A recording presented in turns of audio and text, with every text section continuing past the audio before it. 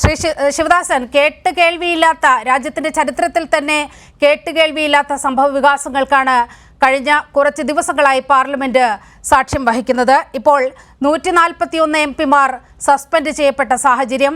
അങ്ങടക്കമുള്ള എംപിമാരാണ് suspend ചെയ്യപ്പെട്ടിരിക്കുന്നത്. ഈ പ്രശ്നത്തിൽ December 13 നടന്ന ഈ പാർലമെന്റിലെ സുരക്ഷാ വീഴ്ചയിൽ ഒരക്ഷരം മിണ്ടില്ലെന്ന വാശിയിൽ പ്രധാനമന്ത്രിയും അതുപോലെ ആഭ്യന്തരമന്ത്രിയും നിലകൊള്ളുന്നു. പാർലമെന്റിനകത്ത് മാത്രമേ സംസാരിക്കാൻ ബുദ്ധിമുട്ടുള്ളൂ, പക്ഷേ പുറത്ത് കാര്യങ്ങൾ പറയുന്നു. ഇക്കാര്യത്തിൽ ഇവർ സഭയിൽ പ്രതികരിക്കണം എന്നാവശ്യപ്പെട്ടുകൊണ്ടാണ് എംപിമാർ ഓരോ ദിവസവും ചോദ്യങ്ങൾ ഉന്നയിക്കുന്നത്. ആ ചോദ്യങ്ങൾക്കുള്ള മറുപടിയാണ് സസ്പെൻഷൻ. ഇത് പാർലമെന്റിന്റെ ചരിത്രത്തിൽ തന്നെ കേട്ടുകേൾവിയുണ്ടോ? ഇപ്പോൾ 141 എംപിമാർ പുറത്തു നിൽക്കുന്ന സാഹചര്യമാണ്.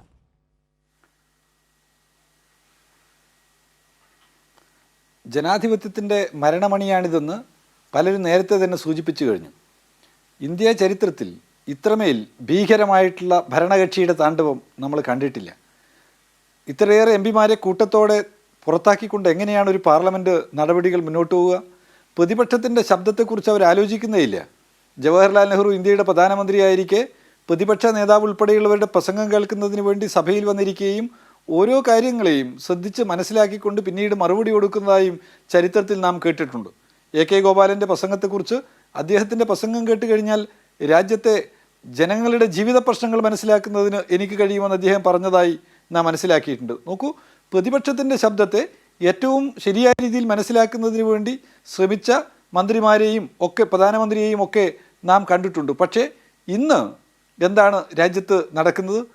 ഇവിടെ പാർലമെൻറ്റിനകത്ത് കുറച്ചാളുകൾ, ഒരു BJP എംപിയുടെ ശുപാർശ കത്തുമായി വന്ന് രണ്ടാളുകൾ പാർലമെൻറ്റിനകത്തേക്ക് കടക്കുകയും കടന്നു ചാടി അവരെ ബഹളം വെക്കുകയും അവിടെ പുകബോംബ് എറിഞ്ഞ് വലിയ ഒരു അന്തരീക്ഷം, ഭയപ്പെടുത്തുന്ന അന്തരീക്ഷം അവിടെ സൃഷ്ടിക്കുകയും ചെയ്തു.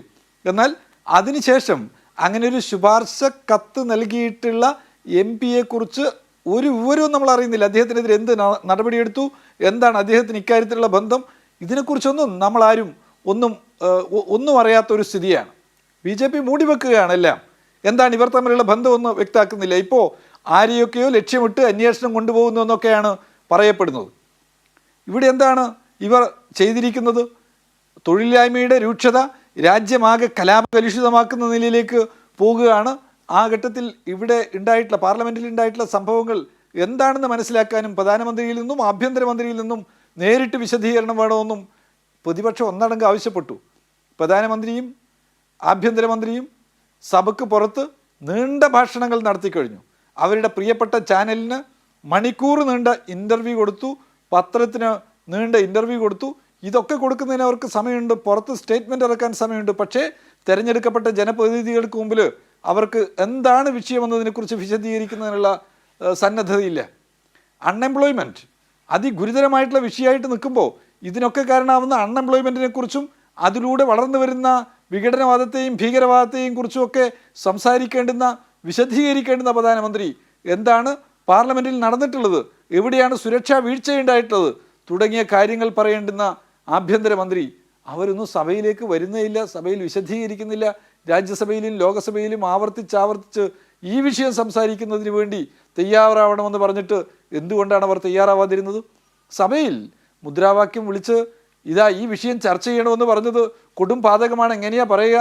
നേരത്തെ BJPയുടെ നേതാക്കന്മാർ തന്നെ പറഞ്ഞതല്ലേ, disruption is the part of the democratic process എന്ന്.